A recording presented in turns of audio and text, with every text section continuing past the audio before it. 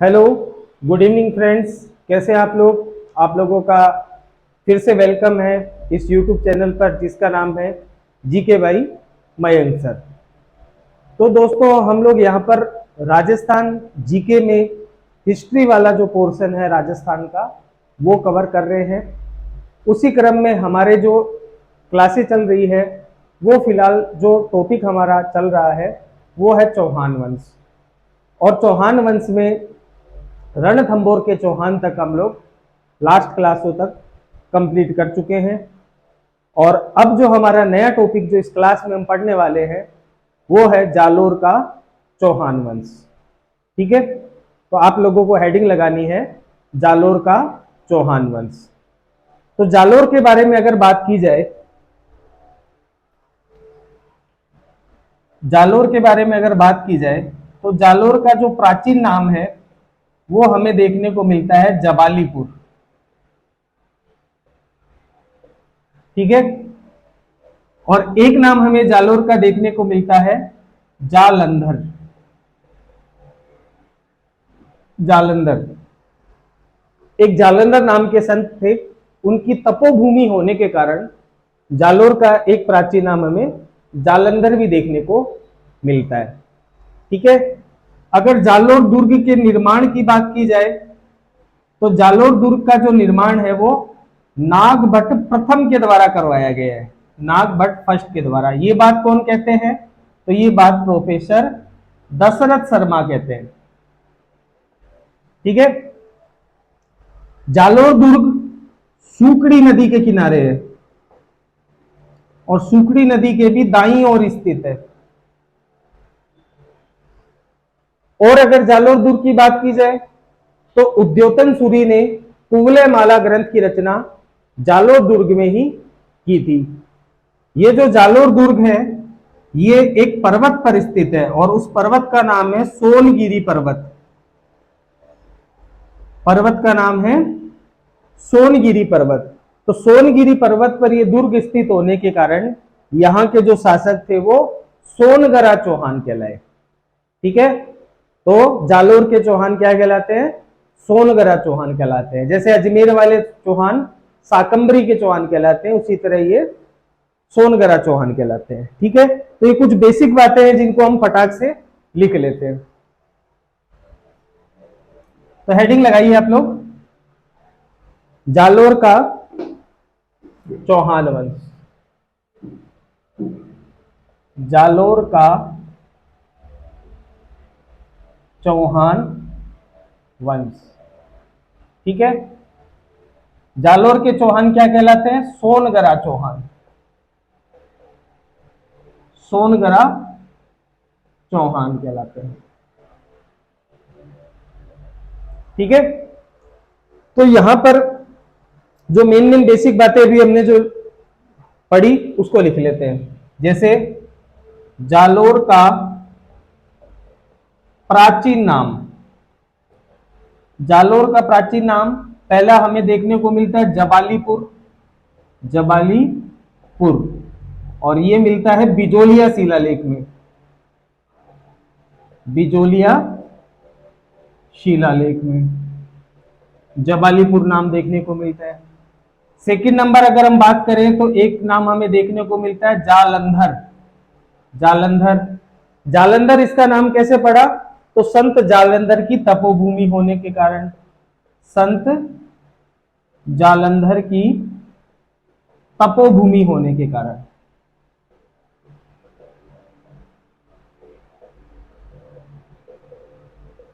ठीक है, और अगर बात की जाए तो जालोर दुर्ग का निर्माण किसने करवाया है? तो नागभट्ट फर्स्ट। गुर्जर प्रतिहार शासक में पढ़ा था, नागभट्ट प्रथम। ये बात कौन कहते हैं? तो ये बात कहते हैं प्रोफेसर दशरथ शर्मा के अनुसार। ठीक है, जालोर दुर्ग को किस नदी के किनारे स्थित है? तो सूखड़ी नदी के दाई या बाई? तो दाई ओर। जालोर दुर्ग सूकड़ी नदी के दाईं ओर स्थित है।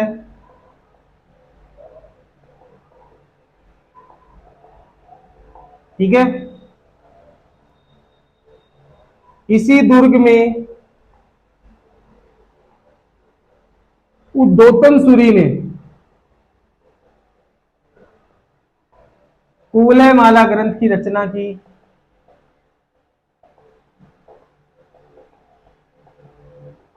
कुवलय माला ग्रंथ की रचना की। ठीक है, सोनगिरी पर्वत पर स्थित होने के कारण सोनगिरी पर्वत पर स्थित होने के कारण यहां के चौहान सोनगरा चौहान कहलाए। सोनगरा चौहान कहलाए। ठीक है, एक इतिहासकार है हसन निजामी। ठीक है, तो हसन निजामी जो है वो जालोर दुर्ग के बारे में एक बात कहते हैं।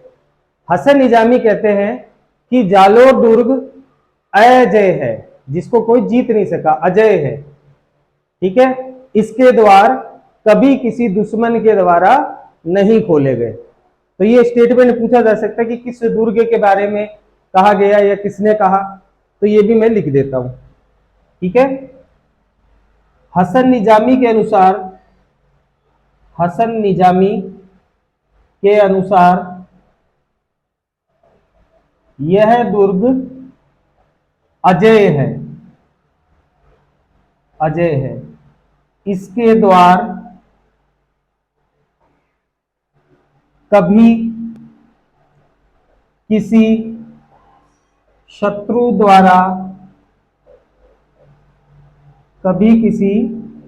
द्वारा नहीं खोले गए।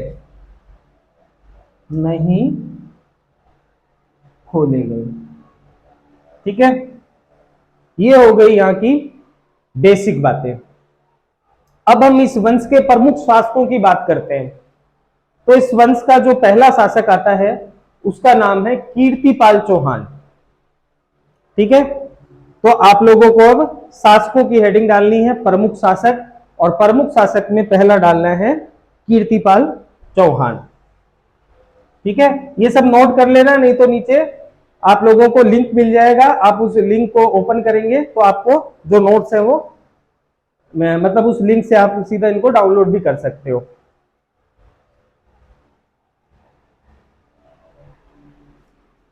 ठीक है, तो अब हम बात करते हैं प्रमुख शासकों की।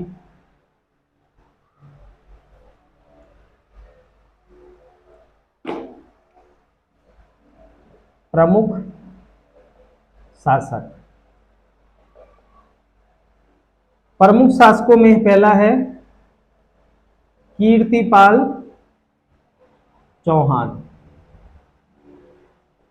तो कीर्तिपाल चौहान की अगर बात करें तो जालोर की चौहान शाखा का संस्थापक है। 1181 में इसने परमारों को पराजित किया, परमारों को हराया, पराजित किया और जालोर दुर्ग पर अधिकार कर लिया। और जालोर में 1181 में इसने चौहान वंश की नींव रखी, कीर्तिपाल चौहान ने। दूसरी बात यह ध्यान रखनी है कि जालोर में एक सुंदा पर्वत है, सुंदा माता मंदिर वाला, सुंदा पर्वत अभिलेख।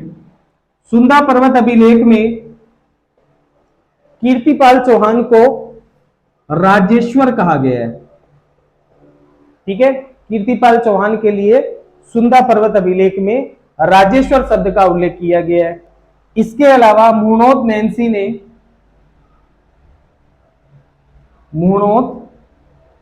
नैन्सी ने कीर्तिपाल चौहान को कीतु एक महान राजपूत का है, कीतु एक महान राजपूत का है।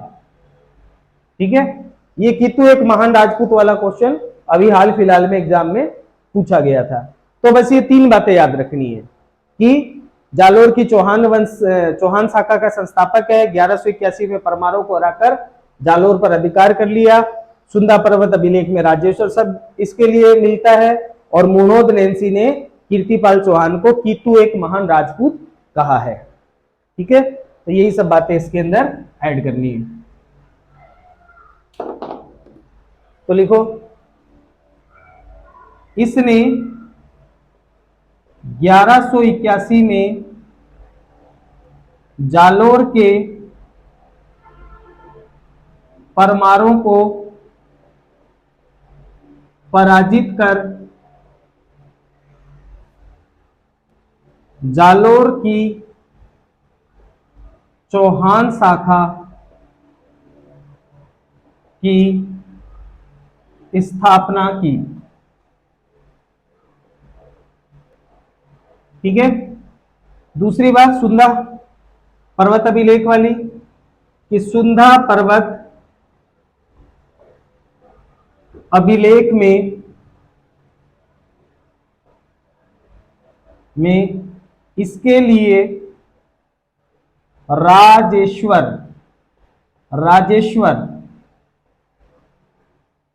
शब्द का प्रयोग हुआ है। तीसरी बात इसकी ध्यान रखनी है कि मुणोद नैन्सी ने इसको क्या कहा, कि तू एक महान राजपूत। मुणोद नैन्सी ने इसे कीतु एक महान राजपूत कहा। ठीक है, नेक्स्ट अगर इस वंश में शासक की हम बात करें तो जो सेकंड नंबर शासक इस वंश में आया है उसका नाम है समर सिंह। समर सिंह, समर सिंह का जो शासनकाल है आप लोगों को 1181 से 1205 तक का देखने को मिलता है।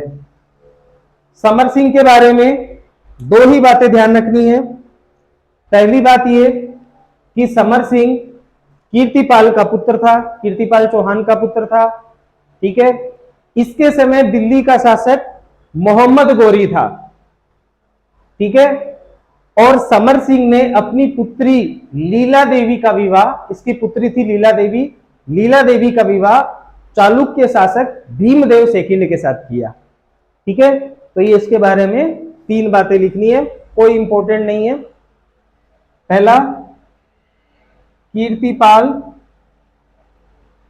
चौहान का पुत्र था, इसके समय दिल्ली का शासक, इसके समय दिल्ली का शासक गौरी था, मोहम्मद गौरी था। ठीक है, और तीसरी बात याद रखनी है, इसने यानी कि समर सिंह ने, इसने अपनी पुत्री का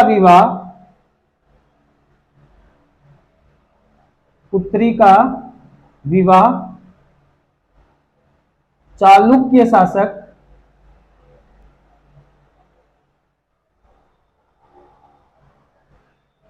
भीमदेव सेकंड से किया। ठीक है, अगर इसकी पुत्री का नाम पूछा जाए तो इसकी पुत्री का नाम है लीला देवी। ठीक है, इसकी पुत्री का नाम क्या है, लीला देवी, समर सिंह की पुत्री का नाम। ठीक है, तो समर सिंह के बाद में जो नेक्स्ट इस वंश में जो राजा आता है उसका नाम है उदय सिंह। ठीक है, तो नेक्स्ट हेडिंग आप लोग लगाइए उदय सिंह।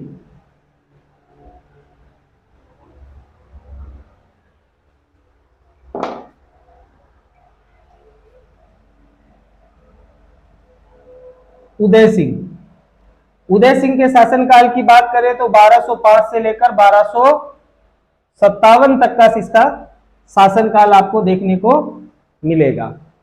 उदय सिंह के बारे में भी तीन चार बातें आपको याद रखनी है, बहुत ज्यादा इंपॉर्टेंट नहीं है।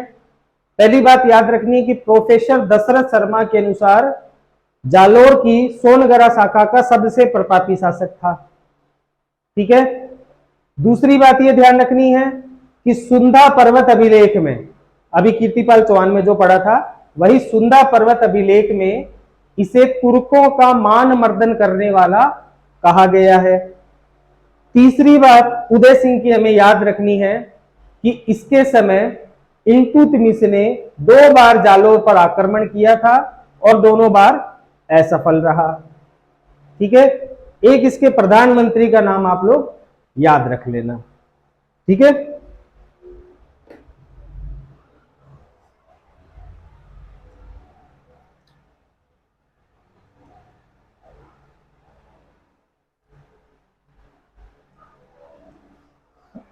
हाँ, तो लिखो इसके बारे में, उदय सिंह के बारे में। पहली बात क्या होगी कि प्रोफेसर दशरथ शर्मा के अनुसार यह जालोर शाखा का सबसे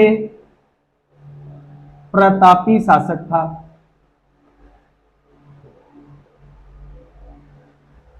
नंबर 2, इसके समय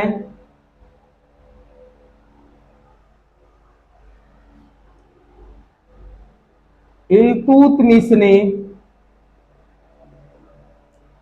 जालोर पर 2 बार आक्रमण किया। जालोर पर 2 बार आक्रमण किया परंतु असफल रहा।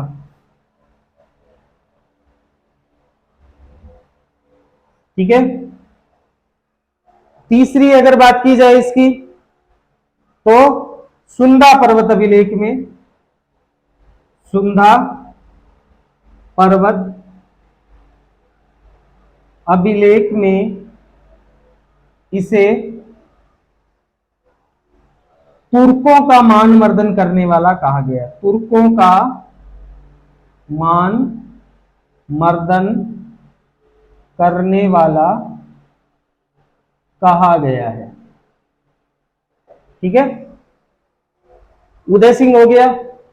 उदय सिंह के बाद में जो नेक्स्ट शासक आया इस वंश में, उसका नाम है चाचिंग देव। नेक्स्ट शासक आ गया इसमें चाचिंग देव। चाचिंग देव का जो शासनकाल है 1257 से 1282 तक आपको देखने को मिलेगा। चाचिंग देव के बारे में आपको कुछ ध्यान नहीं रखना है। चाचिंग देव के दिल्ली के समकालीन शासक आप याद रख लेना। तो चाचिंग देव के 1257 से 1282 तक के शासनकाल में दिल्ली में 2 सुल्तान आ गए। पहला सुल्तान तो सुल्तान नासिरुद्दीन महमूद और दूसरा बलबन। ठीक है, तो इसके बारे में बस इतना याद रखना है, इसके समय दिल्ली के सुल्तान, इसके समय दिल्ली के सुल्तान कौन कौन थे? तो नंबर फर्स्ट पे तो हो जाएगा सुल्तान नासिरुद्दीन महमूद और दूसरा हो जाएगा बलबन। ठीक है, ये 2 सुल्तान इसके समय आए। नेक्स्ट शासक की बात की जाए तो इस वंश में आया था समर सिंह।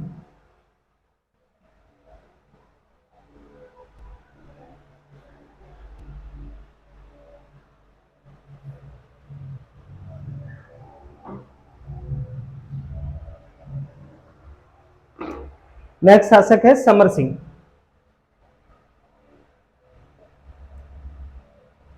समर सिंह के बारे में भी 2 बातें याद रखनी है। पहली बात यह कि इसके समय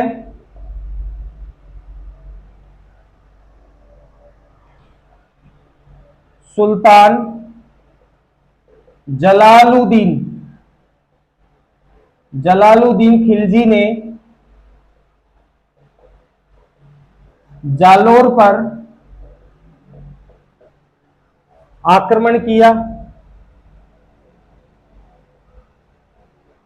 परंतु असफल रहा।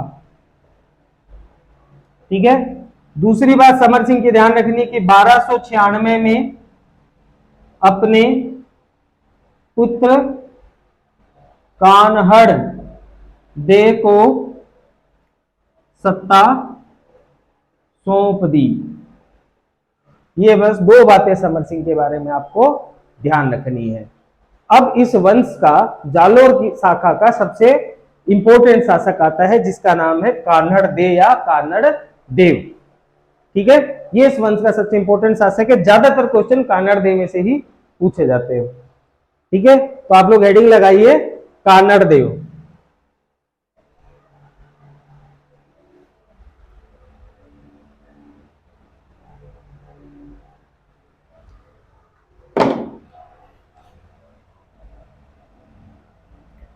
कान्हड़ दे या कान्हड़ देव। ठीक है, अब देखो अगर इसके समकालीन हम शासकों की बात करें कि जब ये शासक बना तो कौन कौन शासक थे, तो इसके समकालीन शासक, तो सबसे पहले आप लोग लिख लो समकालीन शासक। कान्हड़ देव के समकालीन शासक कौन थे, तो दिल्ली में अलाउद्दीन खिलजी,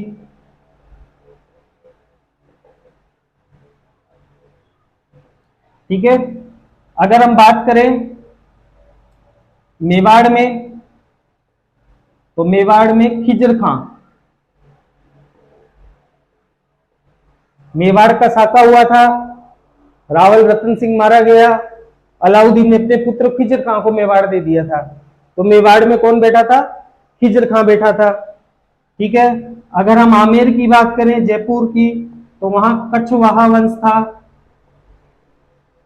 और अगर हम सिवाना की बात करें, सिवाना भी बाड़मेर में पड़ता है, तो सिवाना की बात करें तो सिवाना का जो शासक था वो था सातल देव। ये इसके समकालीन शासक हो गए। ठीक है, मेन हमें क्या पढ़ना है, मेन हमें पढ़ना है अलाउद्दीन खिलजी का जालोर अभियान, कि अलाउद्दीन खिलजी ने जालोर पर हमला क्यों किया। ठीक है, तो उससे पहले थोड़ा सा आप लोग कहानी समझ लीजिए। ठीक है, कान्हड़ देव हेडिंग लगा लेना अलाउद्दीन खिलजी का जालोर अभियान। तो देखो ये कौन है भाई साहब, ये है अलाउद्दीन खिलजी, ये इसकी दाढ़ी है। ठीक है,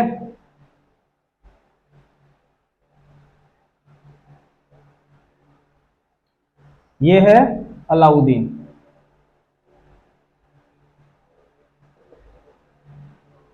यानी कि इसको कहेंगे हम AK।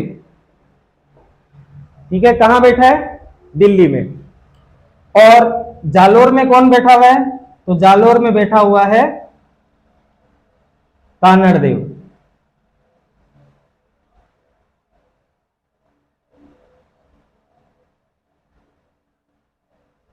ठीक है, जालोर में बैठा है कान्हड़ देव। मैंने आप लोगों को रणथंभौर का अभियान पढ़ाया था, तो उसमें बात बताई थी कि एक बार ये जो अलाउद्दीन खिलजी की शाही सेना है, यानी कि तुर्की सेना प्लस मंगोल, ये लोग गए थे गुजरात पर हमला करने के लिए। और इन्होंने गुजरात पर हमला किया, सोमनाथ मंदिर पर हमला किया, शिवलिंग को तोड़ा और शिवलिंग के टुकड़ों को मस्जिद में सीढ़ियों में चिनवाने के लिए ये लोग अपने साथ में लेके जा रहे थे। तो जब ये लोग वापस दिल्ली की तरफ लौट रहे थे, तो मंगोलों में और अलाउद्दीन खिलजी की सेना के अंदर झगड़ा हो जाता है और मंगोल इनको लूट कर भाग जाते हैं। और ये मंगोल जाकर शरण ले लेते हैं हमीर देव चौहान के पास, मीर मोहम्मद, केहबरू, भारत, ये सब मैंने उसमें लिखवाया था। तो रणथंभौर वाला जो पोर्शन है उसमें आप जाकर इसको आराम से देख सकते हैं। ठीक है, तो ये मंगोल तो भाग गए यहां से।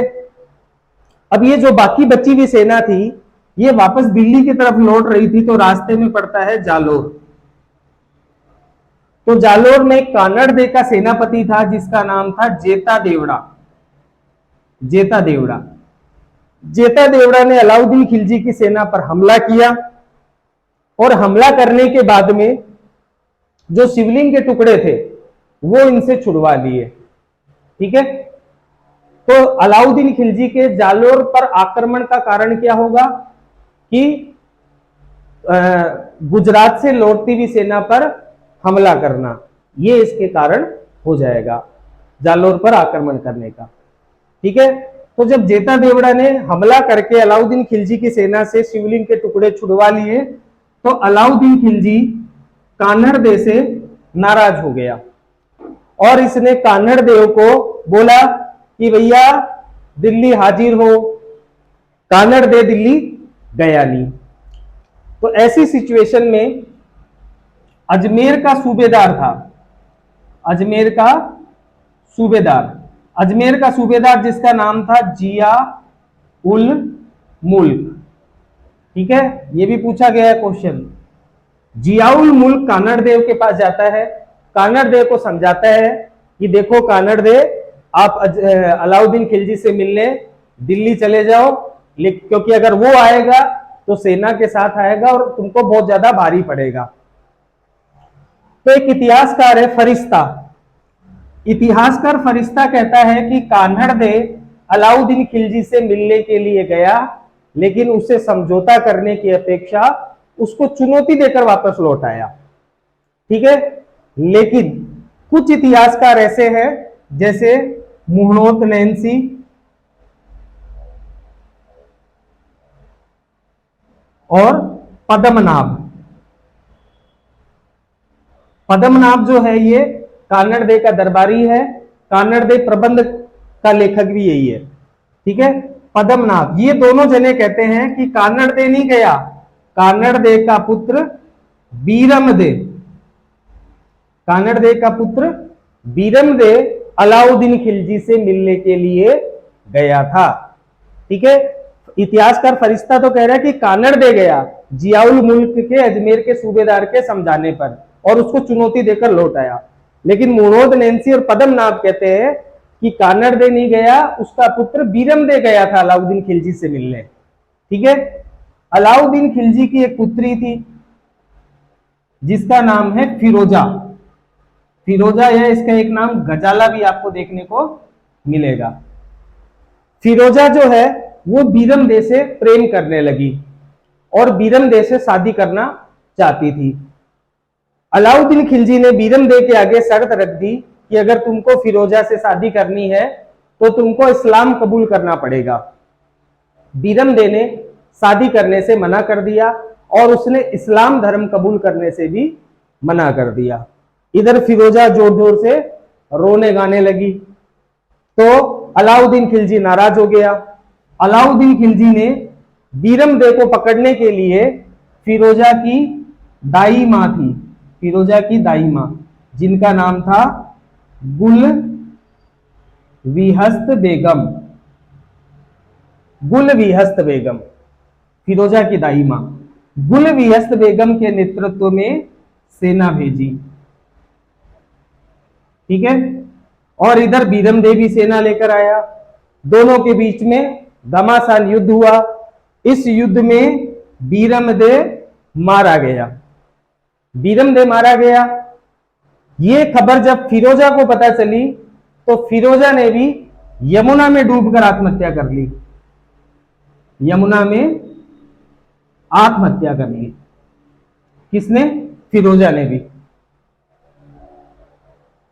ठीक है, इधर अलाउद्दीन खिलजी और नाराज हो गया। अलाउद्दीन खिलजी ने जाकर जालोर दुर्ग के चारों तरफ घेरा डाल दिया। जालोर दुर्ग के चारों तरफ अलाउद्दीन खिलजी ने घेरा डाल दिया और ये घेरा 6 से 7 वर्ष तक डला रहा, लंबा चलता रहा एकदम। ठीक है, यहां पर अलाउद्दीन खिलजी को एक गद्दार मिल जाता है फिर। ठीक है, तो यहां पर एक व्यक्ति है जिसका नाम है बीका दहिया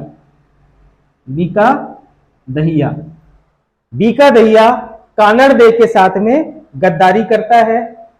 ये जाकर जालोर दुर्ग के अंदर जो खाने पीने की सामग्री है उसको दूषित कर देता है। तो राजपूतों के पास में और कुछ चारा नहीं रहता। ठीक है, कानड़ दे केसरिया कर लेते हैं। कानड़ दे की रानी है जिनका नाम है जेतल दे। जेतल दे, जेतल दे जोहर कर लेती हैं। ठीक है, जालोर दुर्ग पर 1311 में जाकर अलाउद्दीन खिलजी का अधिकार हो जाता है। ठीक है, जालोर दुर्ग के ऊपर अलाउद्दीन खिलजी का अधिकार हो गया। अलाउद्दीन खिलजी इस जालोर दुर्ग का नाम बदलकर जलालाबाद कर देता है। ठीक है, तो जालोर दुर्ग का नाम बदलकर क्या कर दिया, जलालाबाद कर दिया। दूसरी बात आपको यह ध्यान रखनी है कि अलाउद्दीन खिलजी ने इसी जालोर दुर्ग में अपनी पुत्री फिरोजा, फिरोजा का मकबरा बनवाया। ठीक है, और इसी जालोर दुर्ग में एक संस्कृत पाठशाला है। इसी जालोर दुर्ग में एक संस्कृत पाठशाला है, इसका नाम है कंठाभरण। एक तो हमने अजमेर में कंठाभरण पढ़ी थी, बीसल देव के द्वारा बनवाई हुई विग्रहराज चतुर्थ वाली। एक संस्कृत पाठशाला जालोर दुर्ग में भी है जिसका नाम है कंठाभरण, और यह बनाई गई थी परमार राजा, परमार राजा भोज के द्वारा।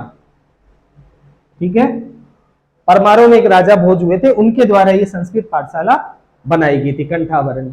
तो अलाउद्दीन खिलजी ने इस कंठाभरण पाठशाला को तुड़वा दिया, और तुड़वाकर इसकी जगह अलाउद्दीन खिलजी ने क्या कर दिया, एक मस्जिद का निर्माण करवाया। कौन, उस मस्जिद को कहा जाता है अलाई मस्जिद या तोपखाना मस्जिद। ठीक है, बस आपको इतना ही इसमें ध्यान रखना है। एक बार वापस से समझा दे कहानी। ठीक है, देखो, कानड़ दे का सेनापति था जिसका नाम था जेता देवड़ा। जेता देवड़ा ने अलाउद्दीन खिलजी की सेना जो गुजरात से लौट रही थी उस पर हमला किया और सोमनाथ के शिवलिंग के टुकड़े वापस से इनसे छुड़वा लिए। इससे अलाउद्दीन खिलजी नाराज हो गया। अलाउद्दीन खिलजी ने कानड़ दे को बोला कि भाई आप मुझसे मिलने दिल्ली आओ और ये क्यों हुआ इसकी मुझे सफाई दो। तो इतिहासकार फरिश्ता कहता है कि अजमेर के सूबेदार जियाउल मुल्क के समझाने पर कानड़ दे तो चला गया और उससे मिलके समझौता करने के बजाय चुनौती देकर वापस आ गया। लेकिन मुनोद नैन्सी और पद्मनाभ कहते हैं कि कानड़ दे का पुत्र बीरम दे अलाउद्दीन खिलजी से मिलने गया था और वहीं पर बीरम दे की मुलाकात फिरोजा से हुई। अलाउद्दीन खिलजी की पुत्री फिरोजा या गजाला बीरम दे से प्रेम करती थी, उससे विवाह करना चाहती थी। अलाउद्दीन खिलजी ने बीरम दे को इस्लाम कबूल करने के लिए बोला। बीरम दे ने मना कर दिया। फिरोजा रोने गाने लगी तो अलाउद्दीन खिलजी ने फिरोजा की दाई मां गुल बिहस्त बेगम के नेतृत्व में सेना भेजी। बीरम दे के साथ युद्ध हुआ। इस युद्ध में बीरम दे मारा गया। ठीक है, दुखी होकर फिरोजा ने भी यमुना में कूदकर आत्महत्या कर ली। अलाउद्दीन खिलजी और नाराज हो गया और इसने जालोर दुर्ग के चारों तरफ घेरा डाल दिया। यहां पर इनको एक गद्दार और मिल गया। जालोर का गद्दार है बीका दैया। बीका दैया जालोर दुर्ग में रखे हुई भोजन सामग्री और पेयजल को दूषित कर देता है गोरख से, और राजपूतों के सामने अब केसरिया करने के अलावा कोई चारा नहीं रहता।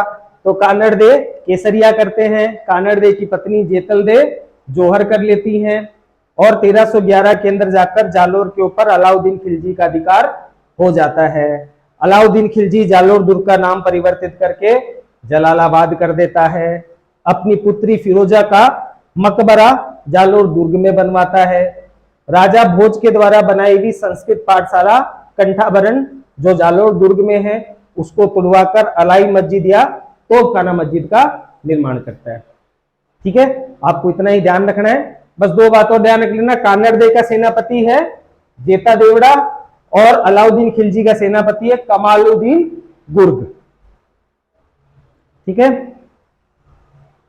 तो चित्र तो इधर उधर हो गया लेकिन समझ में आपको देखो आना चाहिए। अब इसको अपन ने जो भी पढ़ा है सारे को हम लिख लेते हैं।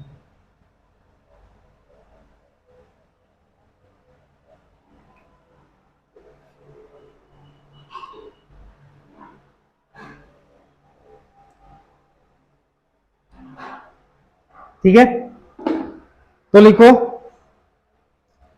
एक यानी अलाउद्दीन का जालोर अभियान।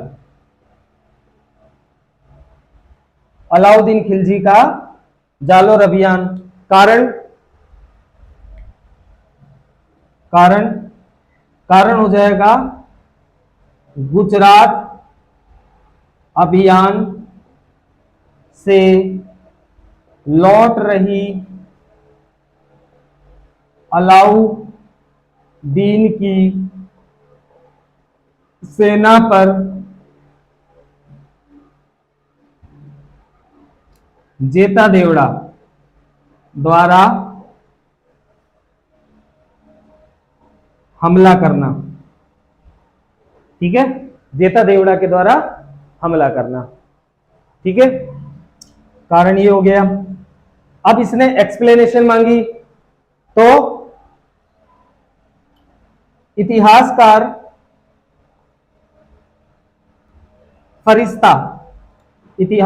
फरिश्ता के अनुसार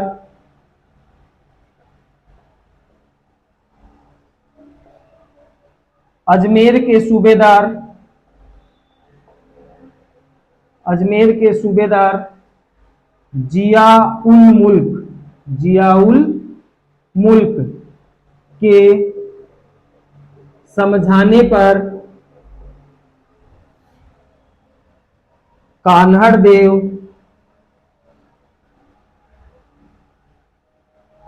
एके से मिलने दिल्ली गया, परंतु उसे चुनौती देकर लौट आया।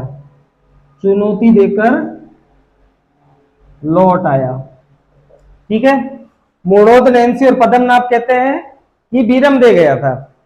ठीक है, मोड़ोद, नैन्सी व पद्मनाभ के अनुसार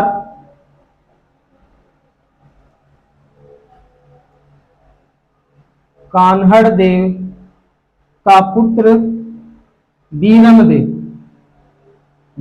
देव अलाउद्दीन से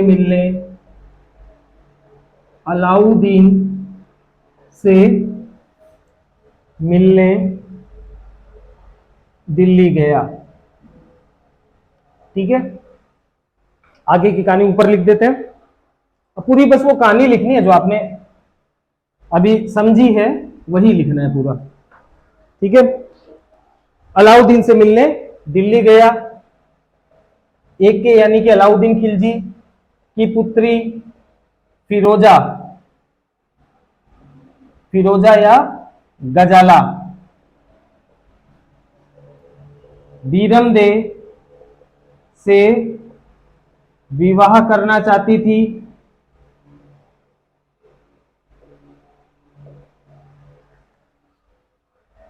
ठीक है, बीरम दे के मना करने पर, बीरम दे के शादी से मना करने पर एके ने घरेलू नौकरानी, एक्चुअल में कि घरेलू नौकरानी कौन थी? फिरोजा की दाई मां थी। घरेलू नौकरानी गुल विहस्त बेगम, घरेलू नौकरानी का नाम आपको क्या देखने को मिलेगा? गुल विहस्त बेगम के नेतृत्व में सेना भेजी। बीरम देव मारा गया। फिरोजा ने यमुना में डूबकर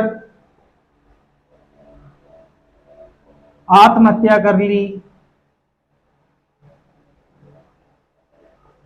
ठीक है।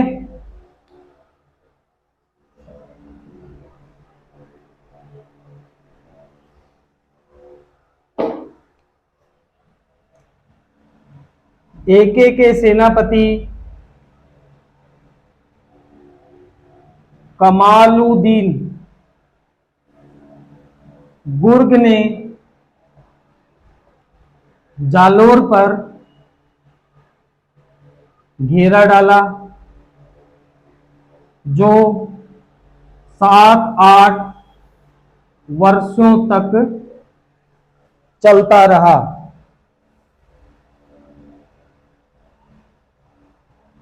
ठीक है।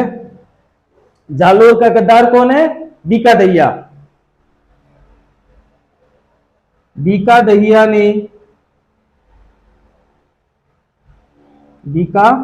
दहिया ने कान्हड़ दे के साथ विश्वासघात किया।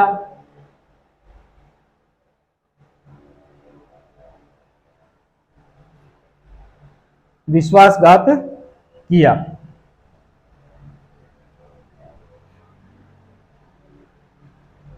खाद्य सामग्री को दूषित कर दिया। कौन? बीका दहिया कर रहा है, दूषित कर दिया। ठीक है। अब राजपूत सेना के पास कोई चारा बचा नहीं, खाने पीने का कुछ बचा नहीं, तो कान्हड़ दे ने केसरिया किया। रानी जेतल दे, कान्हड़ दे की पत्नी रानी जेतल दे ने जोहर किया। ठीक है। 1311 में जाकर जालोर पर अधिकार हो गया एके का। अगली लाइन में लिख लो, 1311 में जालोर पर अलाउद्दीन खिलजी एके का अधिकार हो गया। ठीक है। एके ने क्या किया? जालोर का नाम जलालाबाद। एके ने, अलाउद्दीन खिलजी ने जालोर का नाम बदलकर जलालाबाद कर दिया। जलालाबाद कर दिया। ठीक है। फिरोजा का मकबरा बनाया। तो लिखो, एके ने, अलाउद्दीन खिलजी ने जालोर दुर्ग में फिरोजा का मकबरा बनवाया।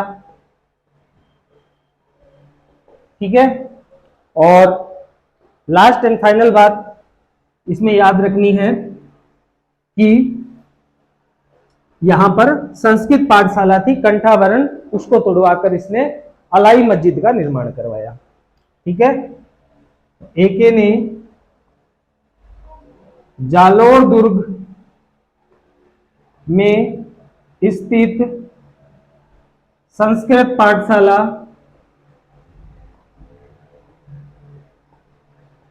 कंठावरण किसके द्वारा निर्मित है? भोज, परमार राजा भोज, परमार राजा भोज के द्वारा निर्मित है। संस्कृत पाठशाला कंठावरण को तोड़वाकर उसके स्थान पर अलाई मस्जिद, या इसका एक नाम आपको और मिलता है तोपखाना मस्जिद, तोपखाना मस्जिद का निर्माण करवाया। ठीक है।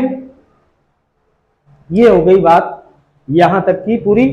अब यहां पर एक दो बात और लिख लो कि एके का सेनापति, अलाउद्दीन खिलजी का सेनापति था कमालुद्दीन गुर्ग। ठीक है। और कान्हड़ दे का सेनापति है जेता देवड़ा, जेता देवड़ा। एक इसका यहाँ का गद्दार याद रखना, जालोर का गद्दार बीका दैया, रणथंबोर के गद्दार रणमल और रतिपाल। ठीक है, इसी तरह हम सिवाना अभियान भी पढ़ेंगे, कल की क्लास में लेंगे सिवाना अभियान। तो सिवाना अभियान का जो गद्दार है वो कौन है? वो है भावले पवार। इनको हर जगह गद्दार मिल ही जाता था। ठीक है, कमालुद्दीन गुर्ग इसके सेनापति हो गया। अब जानकारी स्रोत कहां से मिलते हैं कि भाई ये युद्ध हुआ था, तो इसके जानकारी स्रोत आप याद रख लेना, जालोर अभियान के जानकारी स्रोत, जानकारी स्रोत। ठीक है, एक के जालोर अभियान के जानकारी स्रोत कौन कौन से हो गए? तो नंबर फर्स्ट हो गया कान्हड़ दे प्रबंध, कान्हड़ दे प्रबंध। ये किसका लिखा हुआ है? तो पद्मनाभ, पद्मनाभ के द्वारा। पद्मनाभ इसका दरबारी है, कान्हड़ दे का दरबारी है। और दूसरा अमीर खुसरो, अमीर खुसरो का ग्रंथ है जिसका नाम है खजाइन उल फतूह, खजाइन उल फतूह। इन दो ग्रंथों से हमें कान्हड़ दे और अलाउद्दीन खिलजी के बारे में जानकारी मिलती है। ठीक है, तो आज तक की क्लास हमारी यहीं रहेगी, यहीं तक रहेगी। नेक्स्ट क्लास में कल हम अलाउद्दीन खिलजी का सिवाना अभियान पढ़ेंगे और इसके साथ साथ हम सिरोही के चौहान शासक भी कवर करेंगे। ठीक है, तो आज यहीं पर हमारी क्लास को कंप्लीट किया जाता है।